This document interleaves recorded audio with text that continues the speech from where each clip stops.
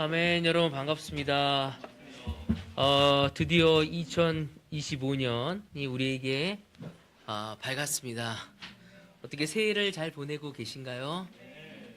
저는 새해 들어서 몸이 아파가지고 목감기가 걸려가지고 그저께부터 좀 고생을 많이 했는데 그래도 오늘은 좀 많이 좋아졌네요.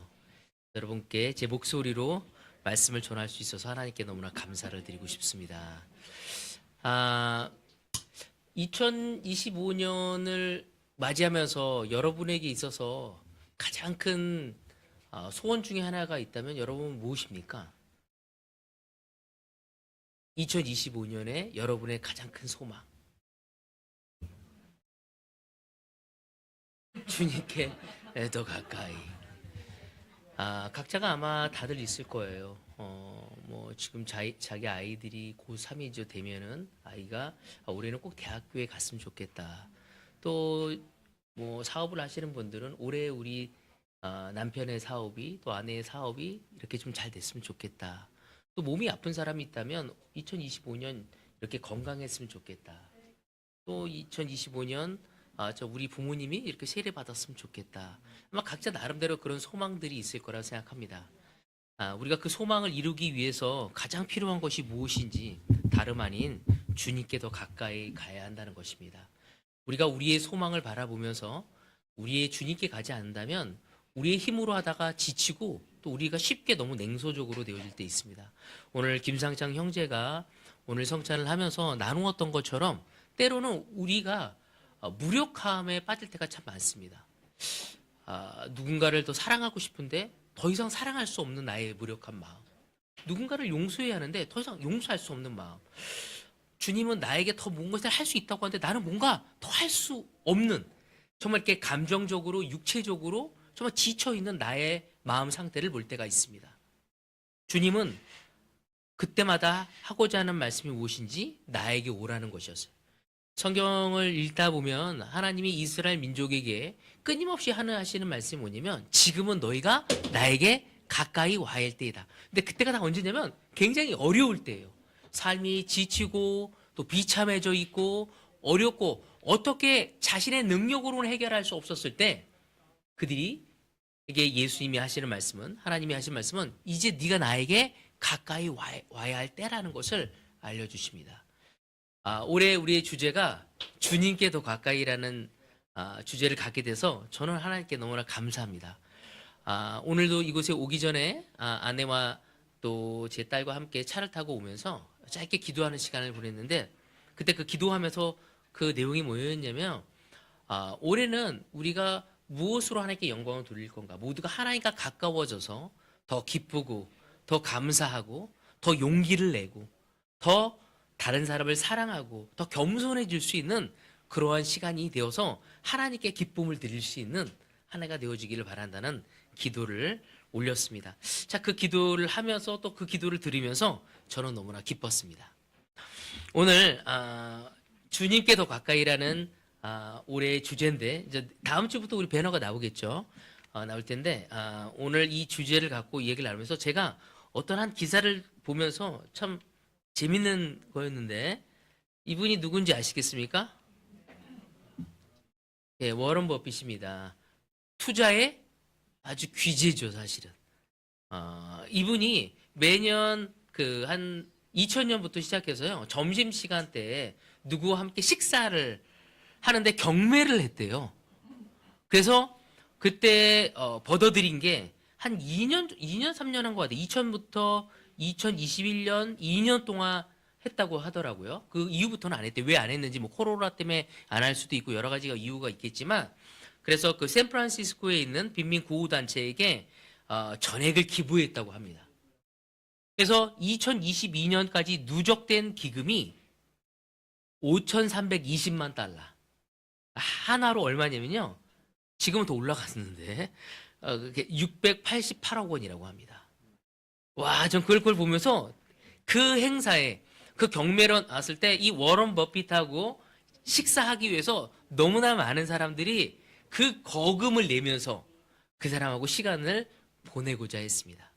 그래서 제가 그 글을 읽으면서 느꼈던 게 뭐냐면 그 사람한테 이 사람하고 내가 8억 원의 준 돈을 내고 8억을 내고 점심 식사를 함께 있는 것은 너무나 큰 축복이었고 행운이었다고 얘기를 하더라고요. 그러면서 이야기가 뭐였냐면 내가 그 사람과 그 시간을 통해서 내가 회사에서 얻어낸 수익은 80억, 800억 정도의 효과를 얻었다고 얘기하더라고요. 와, 도대체 이 사람이 만나서 무슨 얘기를 해주는 건가? 라는 궁금증이 저한테 너무나 강하게 다가왔습니다.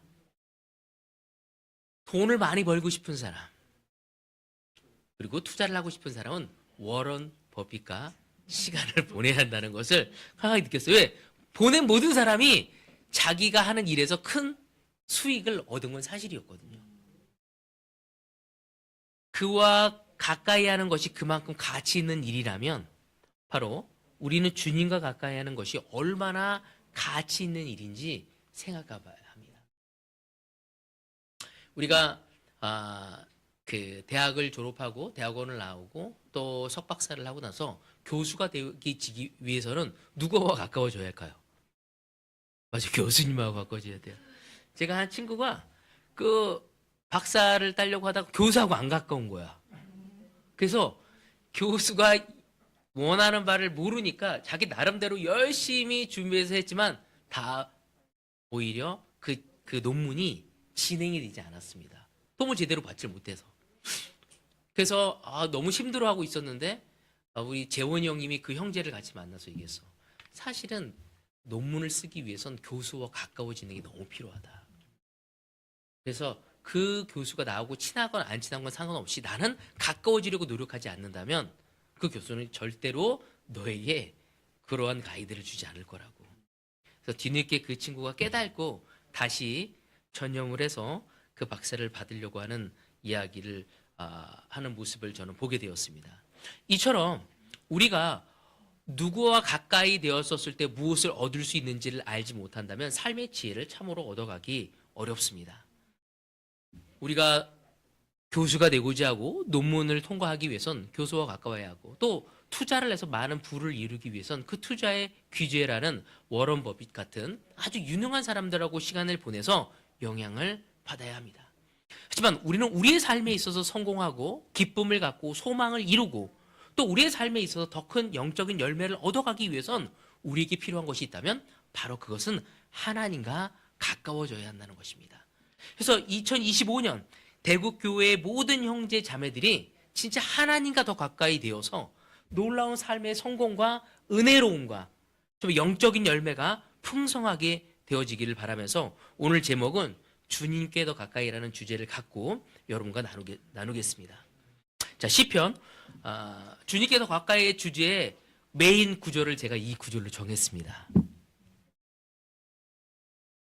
주님께 가야 할 구절이 너무 많았는데 제가 구절을 다 뽑아서 묵상하면서 개인적으로 콰이트하면서 이것이 가장 좋았고 제 아내도 이게 가장 좋은 것 같다고 이야기를 나눴습니다. 시편 73장 28절입니다. 하나님께 가까이 있는 것이 나에게 복이니 내가 주 하나님을 나의 피난처로 삼고 주님께서 이루신 모든 일을 전파하렵니다. 아멘. 시편 73장 28절에 뭐라고 하냐면 하나님께 가까이 있는 것이 나에게 뭐라고요? 복이라고 얘기했어요. 우린 새해 들어서 서로에게 인사할 때 뭐라고 얘기하죠? 새해 복 많이 받으라고 이야기합니다. 여러분 우리가 복을 받기 위해서는 어떻게 해야 한다고요? 주님께 더 가까이 가야 하는 것이죠. 우리가 정말 복을 받기를 원한다. 우리 부부 관계에 있어서 복을 받기를 원하고 내 자녀 양육에 있어서 복을 받기를 원하고 내 형제 자매들과의 관계 속에서 복을 받기를 원한다면 바로 주님께 더 가까이 가야 한다는 것을 시편 기자는 우리에게 이야기하고 있습니다. 우리에게 생명이 있는 동안에 하나님께로 가까이 나아가야 함을 이 시편 기자는 이야기하고 있는 거죠. 우리에게 호흡이 있는 동안에 하나님과 더 친근해져야 함을 이야기하고 있는 것입니다. 그러면 하나님께 가까이 가면 뭘 받는다고요? 복을 받는데요. 그러면 하나님께 가까이 하는 것이 복이 되는 이유는 무엇일까요? 하나님께 가까이 갔을 때 복이 되는 이유가 무엇 때문일까요? 우리 그냥 주문을 외우듯이 주님께 가까이 가서 복을 받겠다 그렇게 받아들이지 말고 한번 생각해 봅시다. 왜 주님께 가까이 갔었을 때 복을 받을까요? 네? 하나님은 지혜로우시기 때문입니다. 또 다른 분은 하나님 자체가 나의 복이기 때문이다. 저는 이 구조를 묵상하면서 이 말씀을 좀 준비했는데, 하나님께 가까이 하는 것이 복이 되는 이유가 무엇일까? 이 시편 73장에는 그것을 우리에게 이야기를 해주고 있습니다. 자, 나중에 여러분 73장 읽어보십시오. 73장 24절입니다. 주님의 교훈으로 나를 인도해 주시고 마침내 나를 주님의 영광에 참여시켜 주실 줄 믿습니다. 아멘. 무엇으로 인도해 주신다고 했습니까? 주님의 교훈, 즉 하나님의 말씀으로 인도하신다고 했습니다. 우리가 하나님을 가까이 하는 목적은 다름 아닌 하나님의 음성을 듣는 데 있습니다.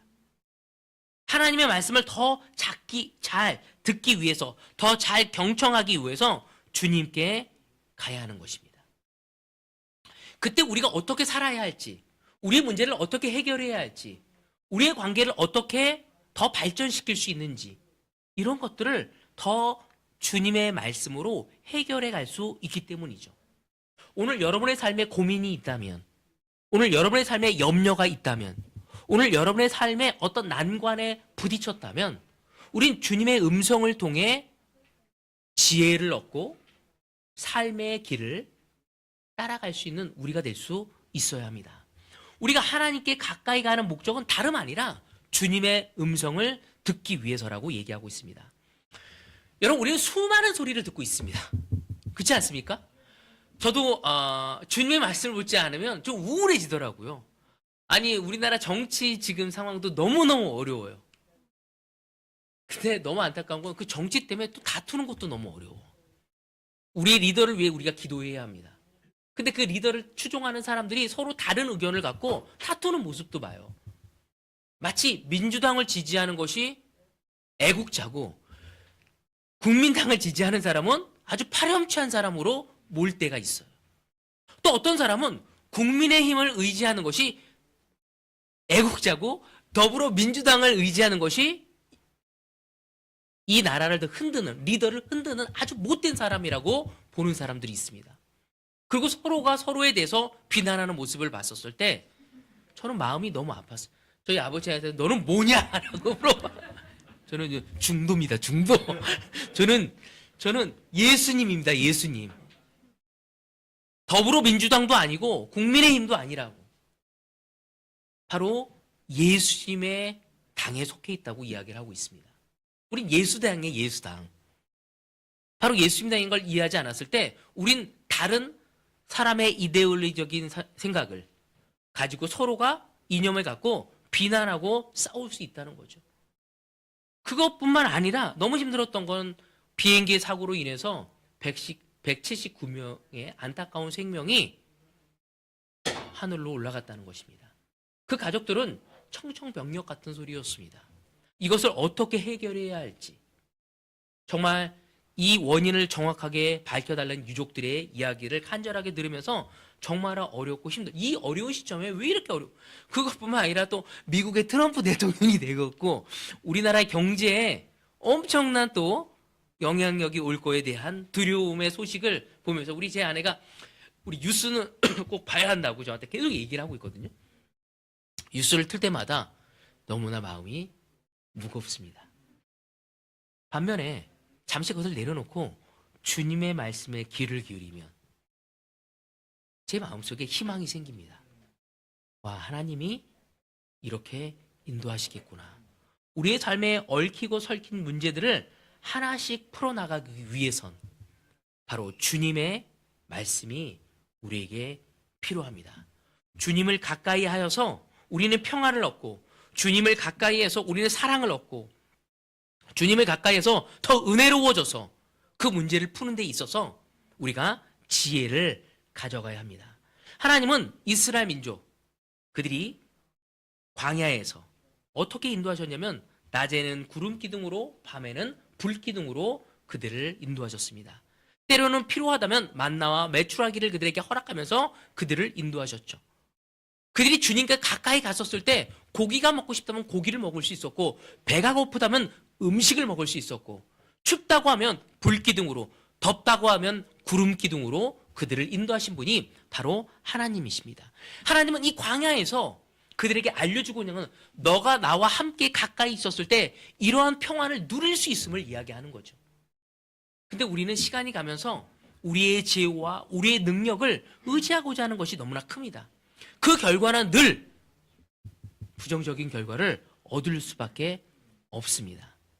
우리는 하나님의 말씀과 성령으로 인도되어져서 그분의 뜻을 이루고 그분의 복을 받으며 누리며 감사하고 우리의 삶이 이 땅에 빛과 소금의 역할을 해 나가야 하는 거예요. 하나님은 우리가 복을 받기를 원해요. 하나님의 뜻에 의해서 하나님의 길에 의해서 움직여진 삶이 얼마나 복된 삶이고 얼마나 값진 삶인지를 바로 우리의 삶을 통해서 보여주기를 원하고 있습니다. 오늘 저의 첫 번째 포인트는 하나님을 가까이 하는 것이 복이 되는 첫 번째 이유는 말씀이 우리를 빛 가운데로 인도하기 때문입니다. 이 세상은 조금의 이득을 위해, 조금의 성공을 위해, 조금 더 좋은 학벌을 위해, 내 커리어를 위해 존재할 수는 있겠지만 우리를 빛 가운데로 인도할 수는 없습니다.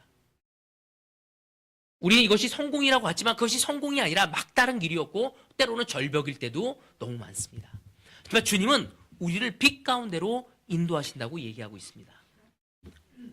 시편 119장 105절입니다. 주님의 말씀은 내 발의 등불이요 내 길의 빛입니다.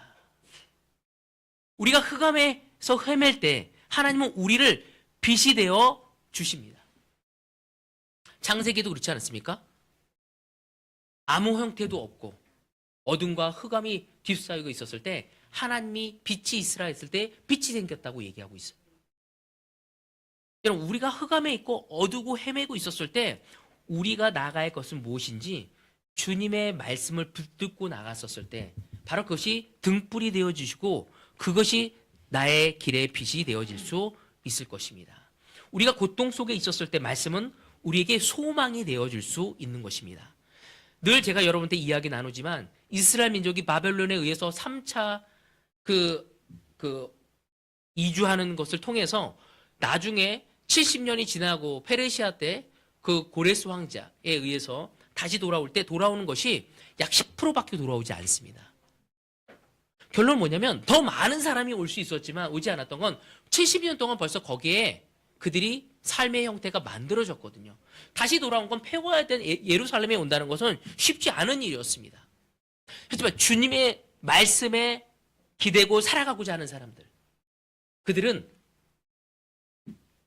다시 예루살렘에 와서 예루살렘 성전을 성벽을 재건하고 다시 한번 이스라엘을 세워갈 수 있었습니다. 형제자매 여러분, 오늘 여러분의 삶에 허물어져 있다면 여러분 무엇으로 우리가 세워야 할 것인지 그것은 하나님의 말씀으로 용기를 얻고 하나하나를 세워나갈 수 있어야 합니다. 우리 대구 그리스도 교회가 뭔가 풀리지 않는 것이 있다면 여러분 주님의 말씀의 그 등불을 바라보고 나갈 수 있어야 합니다. 베드로후서 1장 19절에 보면 또 우리에게는 더욱 확실한 예언의 말씀이 있습니다. 여러분의 말씀 속에서 날이 새고 샛별이 떠오를 때까지 여러분은 어둠 속에서 비치는 등불을 대하듯이 이 예언의 말씀에 주의를 기울이는 것이 좋습니다. 사도 베드로 역시도 이야기합니다. 예언의 말씀이 어둠 속에 있는 우리의 마음에 샛별이 되어 우리를 인도할 수 있다고. 우리가 어둠에 있었을 때 무엇을 할지 더 말씀에 주의를 기울여야 하는 것이라고 얘기하고 있습니다. 그때 우리는 그 말씀의 샛별이 우리의 길을 인도할 것입니다. 우리는 이 예언의 말씀에 귀를 기울여야 합니다. 그러므로 힘들고 어려운 일이 있을 때 우리는 하나님을 가까이 하며 하나님의 말씀을 의지합니다. 그래서 우리 모두가 저는 너무 기대가 되는 게 우리가 1분기 올해는 상반기 하반기로 가기로 했거든요. 그래서 1분기 때는 말씀과 기도로 주님께 더 가까이라는 주제를 갖게 될 거예요. 그래서 말씀에 대해서, 기도에 대해서, 그것이 얼마만큼 우리가 주님과 가까워질 수 있는지를 우리가 머리로만이 아니라 가슴으로 또 우리 삶으로 느낄 수 있는 그 6개월이 되어지기를 저는 바라고 싶습니다. 하나님의 말씀을 통해 우리의 삶의 생명의 길이 놀랍게 인도되어져서 정말 고등학생들한테는 공부하면서도 주님의 길을 따라가는 것이 얼마만큼 힘이 되고 용기가 되는지, 지치지 않을 수 있는지, 또 우리 직장인들한테도 정말 직장인에서 어렵고 힘들고 경기가 좋지 않은데도 불구하고 주님의 말씀이 나를 얼마만큼 에너자이저하게 만들 수 있는지를 경험하길 원하고, 여러분의 부부관계와 자녀 양육과 그 모든 관계 속에서도 주님의 말씀이 힘이 되어서 성공되어지는 여러분이 되어지기를 바라고 싶습니다. 여러분, 우리는 연초에 많은 사람들은 무엇을 많이 하시는지 아십니까? 뭐 한다고요? 맞아요. 토종 비결 많이 보잖아요. 점을 많이 보려고 해요. 올 한 해 운수는 어떻게 될 것인가. 우리 제자들 가운데도 심심풀이 땅콩으로 부르는 사람들도 있을 줄 믿습니다. 그래서 저는 성경이 그거 보지 말라서 안 부르려고 해요. 근데 여러분, 그것을 보고자 하는 이유는 뭐죠? 올 한 해의 운수를 보려고 하는 이유가 뭘까요? 맞아요. 불안하기 때문에. 또 궁금해서.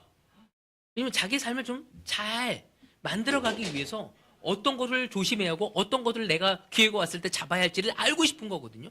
그래서 우리가 영화 같은 거 봐도 타임머신에 대해서 얘기를 많이 하잖아요. 타임머신. 그래서 타임머신을 타고 어디를 주로 많이 갔습니까? 미래를 많이 가려고 하죠. 과거도 가서 자기의 과거의 모습을 보면서 또 어떤 거를 좀 바꾸고 싶어 하는 사람들도 있어. 그죠? 그 다음에 미래로 또 가야 돼. 미래를 하려는 이유 뭐죠? 맞아요. 다 바로 로또 나오네. 주식의 시세를 알고 규제의 그 워런 버핏보다 더 미래에 대해서 안다면 우리는 그 정보만으로도 어떻게 될까요? 엄청난 부를 이룰 수 있지 않습니까? 많은 사람들이 미래에 가고자 하는 것은 좀 더 잘 살고 더 정말 이렇게 미래를 알아서 내 삶이 흔들리지 않고 편안하게 살기 위한 방법 중에 하나입니다. 근데 성경은 우리에게 참 재밌는 게 뭐냐면, 성경에 보면 예언자라고 나오잖아요. 성경에 선지자라고 나오잖아요. 어떤 선지자를 좋아하세요? 네, 희망의 선지자 누구죠? 여러분, 어떤 선지자를 성경에서 좋아하십니까? 네, 다니엘 선지자. 또 이사야 선지자를 또 좋아한다. 또 성경에 보면은 굉장히 많은 선지자가 나옵니다. 그 소예언서 쓰는 다 선지자들이잖아요. 그죠? 근데 거기에서 뭐 예레미야, 정말 이렇게 그 이사야를 쓰는 뭐 요엘부터 해서 하박국 뭐 이런 사람 다 있단 말이에요. 근데 왜 그들한테 예언자라고 얘기했을까요? 정말 미래를 얘기해 주나요?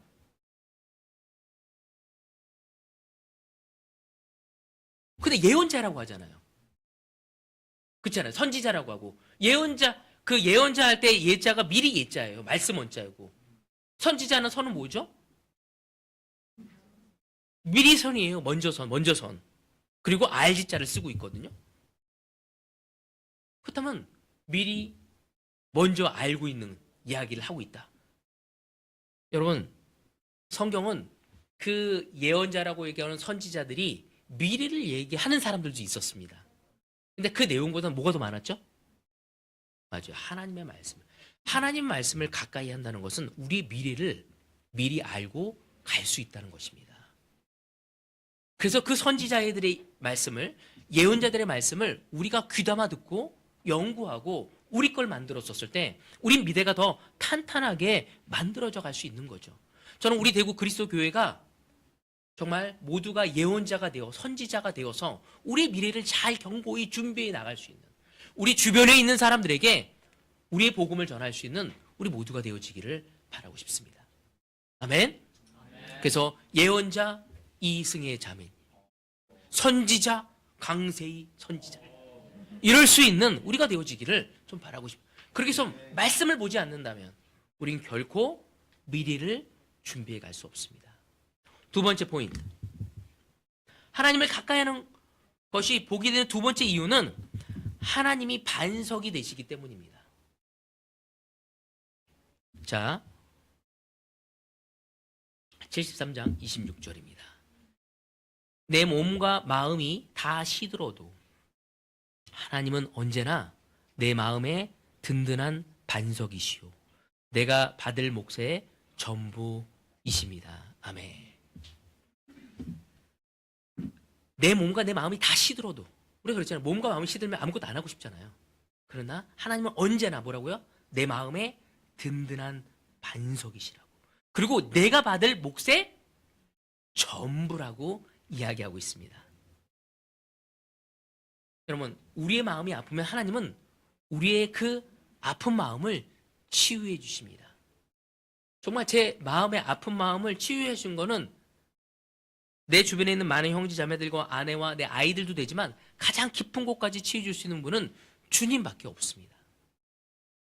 우리가 약해졌을 때 우리를 강하게 하여 주시는 분이 누군지 하나님이십니다. 이렇게 주님은 우리를 붙들어 주시는 분이라는 거죠. 우리가 이 세상에 휘날릴 때, 휘둘릴 때 정말 주님을 붙들었었을 때 주님은 반석같이 우리와 함께 하시면서 우리에게 힘과 용기를 주시고자 하십니다. 우리는 반석이신 하나님을 신뢰해야 합니다. 오늘 여러분은 무엇을 신뢰하며 2025년을 첫 발을 내디디었습니까? 여러분의 육체입니까? 아니 여러분의 능력입니까? 아니면 여러분의 경험입니까? 하나님은 우리의 기초가 무엇이 되어져야 할지, 이 대구 그리스도의 기초가 무엇이 되어져야 할지 바로 주 하나님이 되어지길 원하죠. 저와 제 아내의 부관계의 기초가 하나님이 되어야 합니다.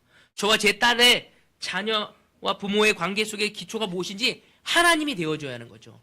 저와 상수기와의 관계의 기초가 하나님이 되어줘야 한다는 것입니다. 그때 하나님은 우리를 붙들어 주시고 그 반석이신 그 하나님은 늘 우리와 가까이 하신다고 이야기하고 있습니다. 여러분, 그분은 능력에 있어서 그 어떤 누구보다 놀랍습니다. 여러분, 나중에 이사야서에 보면은 이사야서에 하나님의 능력이 얼마나 크신지를 이야기하고 있죠. 그분의 힘, 그분의 사랑, 그분의 온유와 그분의 겸손함. 여러분, 내 속을 다 보이면 나를 받아줄 것 같지 않다. 내 남편이라도, 내 아내라도. 여러분, 우리 주님은 온유한 마음으로 우리를 받아주십니다. 마태복음 11장 29절에도 그 이야기를 하고 있죠. 나는 마음이 온유하고 겸손하다고. 여러분, 주님께 가서 그 온유하고 겸손함을 느끼며 우리 또한 우리의 삶에 그 겸손함과 온유함으로 다른 사람을 품어줄 수 있는 우리가 되어지길 원합니다. 우리를 받아주실 수 있고 품어주실 수 있는 분이 바로 우리의 하나님밖에 없습니다. 그래서 우리에게 복이 되는 이유 중에 하나가 뭐냐면 그 든든한 반석이 되신 분이 우리 하나님이기 때문이시죠. 그래서 2025년 여러분, 우리가 무엇을 기대할 것인가? 주님을 의지하며 신뢰하며 그 반석같이, 반석이란 의미가 뭘까요? 아주 흔들리지 않는다는 거고요. 단단하다, 견고하다는 거고요. 신뢰할 만하다는 거예요. 다른 것을 신뢰하지 말고 2025년 하나님을 신뢰하고 여러분의 배우자에게 다가가십시오. 하나님을 신뢰하고 여러분의 주변에 있는 이웃들에게 다가가십시오. 하나님을 신뢰하고 여러분의 성품을 변화시키는데 노력하시기를 바라겠습니다. 세 번째 포인트, 우리가 하나님을 가까이 하는 세 번째 포인트는 하나님이 우리의 피난처가 되시기 때문입니다. 시편 73장 28절에 보면 이렇게 하고 있습니다. 하나님께 가까이 있는 것이 나에게 복이라고. 그 이유가 뭐냐면 내가 주 하나님을 나의 피난처로 삼고 주님께서 이루신 모든 일을 전파하렵니다. 내가 주 하나님을 나의 피난처로 삼을 거라고 얘기하고 있죠. 그건 너무나 놀라운 복이죠. 우리가 피난처가 있다는 것이 얼마나 놀라운 것인지. 하나님은 살아계십니다. 그래서 성경에 보면 하나님을 살아계시다는 것을 어떻게 표현하려고 하고 있죠?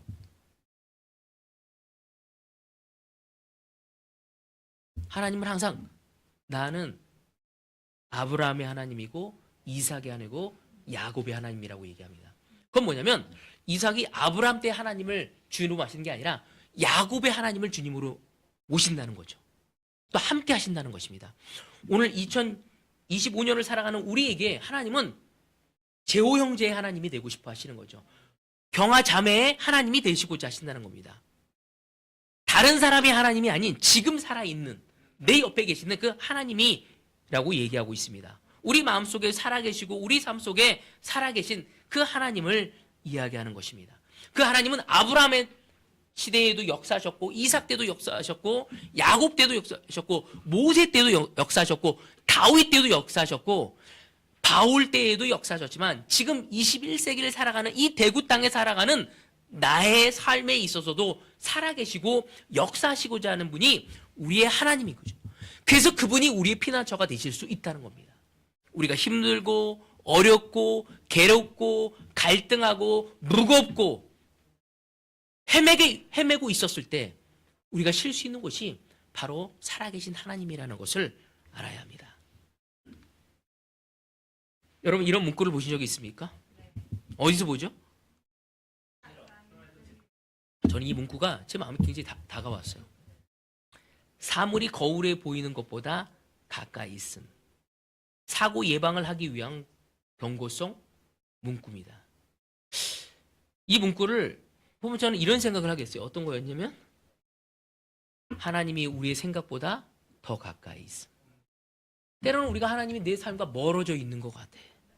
느껴지지가 않아. 함께하는 것 같지가 않아. 내 삶에 역사하는 것 같지가 않아. 우리가 알아야 할 게 뭐냐면 우리의 노트나 우리의 핸드폰, 우리가 가까이 하는 곳에 적어놓기를 좀 바라요. 하나님이 우리 생각보다 더 가까이 계심을. 오늘 이 시간도 우리가 예배할 때 주님은 우리와 함께 옆에 앉아서 격려하고 있습니다. 성구야 힘내라. 그 외엔 힘내. 하면서 늘 우리에게 힘을 주고 격려 주고자 하고 내가 너와 함께 하겠다는 것을 이야기하고 계십니다. 하나님은 멀리 계시지 않으시고 아주 가까이에 계십니다. 항상 하나님을 여러분 가까이 하십시오. 우리가 가까이 할 때 그분은 우리와 가까이 하십니다. 하나님을 가까이 하는 게 뭐라고요? 복이라고 얘기하고 있어요. 올해 우리가 복 받기 위해서 서로가 하나님께 갈 수 있도록 도와주는 관계를 가져갑시다. 하나님과 함께하면 염려와 근심이 사라지고 평온해질 수 있습니다. 하나님을 가까이 하면 마음속의 풍랑이 잔잔해질 수 있습니다. 하나님과 가까이 하면 기쁨과 즐거움이 우리의 삶에 넘칠 수 있습니다. 하나님과 가까이 할 때 우리 인생이 무거운 짐이 벗겨질 수 있습니다. 하나님과 가까이 할 때 우리가 받고 있는 스트레스가 사라지고 강건해질 것입니다. 하나님 가까이 할 때 승리하고 우리가 범사에 잘 되어질 수 있음을 우리는 알아야 합니다. 그러므로 우리는 날마다 하나님께로 가까이 나가야 하는 거죠. 올해 우리의 주제, 주님께 더 가까이. 전 너무나 아름답다고 생각합니다. 여러분, 우리는 성경을 통해서, 복음서를 통해서 예수님이 체포되기 전 베드로와 제자들이 예수님을 따르겠다고 결정하는 모습을 봅니다. 그렇지만 예수님이 체포되었을 때 제자들은 어떤 모습을 보이죠? 다 도망가게 되어집니다. 그리고 베드로는 멀찍이 서서 그 죄책감 속에서 따라갑니다. 그렇지만 어떤 여종이 당신도 그의 제자가 아닙니까요? 라고 얘기할 때 뭐라고 하죠? 나는 그 사람을 모른다고 예수님을 부인하고 도망갑니다. 저는 이 모습을 보면서 베드로는 몸도 마음도 예수님과 멀어져 있었습니다. 근데 다시 돌아오신 분이 누구냐면 예수님이 그에게 가까이 다시 오시게 된 거죠. 여러분, 우리가 마음과 몸이 예수님과 멀어졌었을 때 예수님은 늘 우리의 삶에서 다시 가까이 오셔서 우리에게 힘을 주고자 하십니다. 2025년 주님은 저에게 이렇게 다가와서 힘을 주시고자 하시죠. 동진아, 힘을 내라. 동진아, 내가 너와 함께 할 거다. 동진아, 네가 나의 복을 다 가져라.